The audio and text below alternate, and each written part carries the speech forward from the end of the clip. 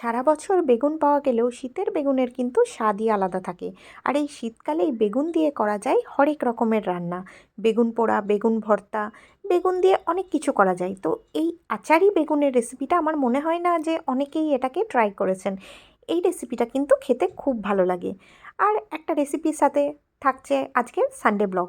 তো সানডে সকালেই যা হয়, মাছ মাংসের বাজার চলে আসে, মাছ এসছে, অনেক রকমের মাছ এসছে। প্রথমে মাংস করার কথা ছিল, কিন্তু মাছগুলো দেখে মনে হলো না আজকে মাছই করি। তো মাছের সঙ্গে খাওয়ার জন্য আমি এই বেগুনের রেসিপিটা করেছি। কিন্তু এই রেসিপিটা রুটির সঙ্গেই বেশি ভালো লাগে। আবার ভাতের সঙ্গেও, শুকনো ভাতে, প্রথম পাতে, গরম ভাতে খেতেও কিন্তু খুব ভালো লাগে। তো এখানে প্রথমেই আমি সর্ষের তেলের মধ্যে গোটা গোটা রসুন দিয়ে দিয়েছি। যেহেতু একটা আচারের মানে নাম দিয়েছি, যেহেতু আচারের ফ্লেভার থাকবে, তো রসুনের গন্ধটাও কিন্তু এর সাথে খুব ভালো লাগে, আর যেটা আমার নিজস্ব খুব পছন্দ। এরপর পেঁয়াজ কুচি দিয়ে দেবো, আর দিয়ে দেবো অল্প একটু আদা রসুন বাটা। পেঁয়াজ কুচিগুলো হালকা একটু ভাজা হয়ে গেলে আদা রসুনের পেস্টটা দিয়ে নাড়িয়ে চাড়িয়ে খুব সুন্দর করে ভেজে নেবো। এখানে কিন্তু মশলাটাকে আগেই কিন্তু ভালো করে ভেজে নিতে হবে। তারপর এর মধ্যে দিয়ে দেবো বেগুনগুলো। এবার বেগুনগুলোকে আমি এখানে লম্বা লম্বা করে কেটে নিয়েছি। যে কোনো রান্নার মানে দেখার জন্য কিন্তু একটা সবজি কাটার একটা নিজস্ব স্টাইল থাকে। তো এখানে বেগুনগুলোকে আমার মনে হয়েছে যেন এরকম লম্বা লম্বা করে কাটলেই যেন ভালো লাগবে।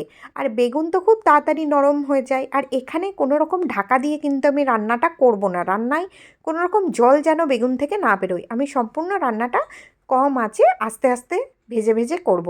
তাহলেই কিন্তু এটার স্বাদ হবে। এখানে যদি আমি কোনোভাবে এটাকে ঢাকা দিয়ে তাড়াহুড়ো করে করতে যাই, তাহলে কিন্তু রান্নাটার সেই স্বাদ আসবে না।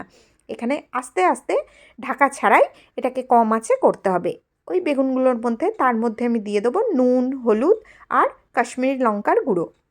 এখানে কিন্তু অন্য কোনো গুঁড়ো মশলা পড়বে না। এরপর দিয়ে দেবো গোটা গোটা কাঁচা লঙ্কা। আর এটার যেহেতু আচারই বেগুন, সেই জন্য এখানে মেন আকর্ষণই থাকছে আচার। বাড়িতে যে কোনো আচার, আমের আচার, মিক্স আচার, লঙ্কার আচার, যে কোনো আচারের মশলা আর তেলটা দিয়ে দেবেন। তারপর এই বেগুনগুলোকে আবার ভাজতে থাকবেন। আমি যেহেতু প্রথমে অল্প একটু তেলের মধ্যে মশলাটা কষিয়েছিলাম, আর এখানে আমি বেশিরভাগটাই দিয়েছি আচারের তেল।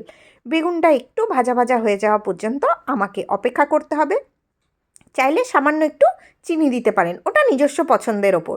ব্যাস এইভাবে কিছুক্ষণ নাড়াচাড়া করার পর বেগুনগুলো যখন একদম নরম হয়ে ভাজা ভাজা হয়ে আসবে, তখনই তৈরি। আর এই যে চিনির কথাটা বললাম, এটা কিন্তু রুটির সাথে মানে যদি কেউ খেতে চায়, তাহলে চিনিটা দিলে ভালো লাগে। এরপর ধনেপাতা কুচি ছড়িয়ে দিলেই একদম তৈরি হয়ে যাবে আচারি বেগুন। এটা খেতে কিন্তু খুব সুন্দর হয়। আর এই যে আচারের গন্ধটা ওঠে, এটাই হচ্ছে এই সবজির কিন্তু মেন আকর্ষণ। একবার বানিয়ে বাড়িতে খেয়ে দেখবেন, রুটি দিয়ে তো খুব ভালো লাগে।